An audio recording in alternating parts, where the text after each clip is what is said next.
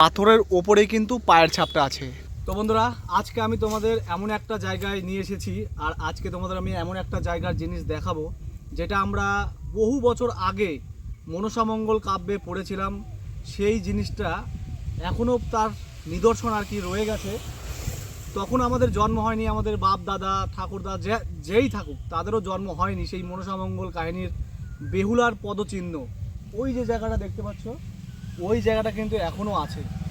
তো কথাটা আমি শুনেছিলাম অনেক দিন আগে ওইখানে আছে, তো এখনও কি সেটা আছে না নেই? তো চলো আজকে তোমাদের আমি গিয়ে দেখাচ্ছি ওখানে। তো আমার সঙ্গে চলো। আর জায়গাটা কিন্তু ওই যে ওইখানটায়, আর আমার এই ডান সাইডেই কিন্তু রয়েছে যাত্রাডাঙ্গা গ্রাম। তো মনসামঙ্গল কাব্যে আমরা পড়েছিলাম সতী বেহুলা তার মৃত স্বামীদেহকে নিয়ে, মানে লক্ষিন্দরকে নিয়ে ভেসে গেছিলো সেই যাত্রাডাঙ্গা গ্রাম দিয়ে। সেই যাত্রাডাঙ্গা গ্রাম কিন্তু আর কিছু দূর গিয়েই। তো চলো আগে তোমাদের আগে ওইটা আগে দেখাই।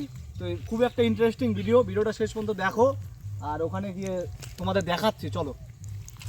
রাস্তাটা কিন্তু খুবই খারাপ, এই যে ধান ক্ষেতের মধ্যে দিয়ে যেতে হবে। রাস্তা করা হয়েছে, আসলে এটা কিন্তু রাস্তা নয়, রাস্তা বানানো হয়েছে, বানিয়ে নেওয়া হয়েছে। আস্তে সাবধান। চলো দেখি, যদি যোগ টোক থাকে না। রাস্তাটা খুব ভয়ঙ্কর রাস্তা। দেখো ধান খেতের মাঝখানে জঙ্গল দিয়ে। ব্যাপারটা কি সত্যি? ভয় লাগছে, না দেখি, সত্যি ভয় লাগছে।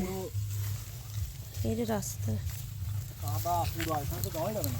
ভয় লাগছে আমার, আমার জুতো আটকে গেল। তো গাইস দেখতে পাচ্ছ রাস্তার অবস্থা, এই যে দেখো পুরো কাদা, মানে পা একদম পুরো গেড়ে যাচ্ছে। দেখো আর এই যে সেই জায়গাটা এখানে আছে না, এই যে পাথরটা দেখতে পাচ্ছ, এই যে পাথর, এই দেখো পাথরের, ওই যে দেখো দেখো পাথরের ওপরেই কিন্তু পায়ের ছাপটা আছে, এই পাথরের ওপরেই। আর একটা পাথরের ওপরে পায়ের ছাপ থাকা মানে কিন্তু বিশাল ব্যাপার, এটা সাধারণ মানুষের পায়ের ছাপ নয়। ঠিক আছে, অনেকে হয়তো বলবা যে এটা ফেক, আসলে এটা ফেক না, সত্যি করে এখানে কিন্তু পায়ের ছাপ আছে। তোমরা এসে কিন্তু দেখতে পারো। আমি ওখানে আর যেতে পারছি না, কারণ এখানে এতটা কাদা, পুরো পা গেড়ে যাবে, আর ধান ক্ষেতের ওখান দিয়ে আর যাওয়া যাবে না। তো এইখানটায় রয়েছে কিন্তু সেই পায়ের ছাপ। তো ভিডিওটাকেও কিন্তু এড়িয়ে যেও না, সবাই ভিডিওটা প্রচুর শেয়ার করে দিও। ভিডিওটাকেও কিন্তু এড়িয়ে যেও না, ভিডিওটা প্রচুর শেয়ার করে দিও, আর ভিডিওটি লাইক করে দিও। আর তোমরা যদি এটা দেখতে চাও অবশ্যই কিন্তু আসতে হবে। রঞ্জকালী মন্দির আছে এখানে, তার কিছু দূর এসেই এই যে লোকেশনটা দেখতে পাচ্ছ এখানেই রয়েছে। ঠিক আছে, তো এখন আমরা যাচ্ছি। তো যাই হোক, তোমাদের ভালোভাবে দেখাতে পারলাম না জিনিসটা। তো এরপরে যদি তোমরা দেখতে চাও, এরপরে যখন শুকিয়ে যাবে তখন কিন্তু তোমাদের এসে দেখিয়ে দেবো ভালো করে।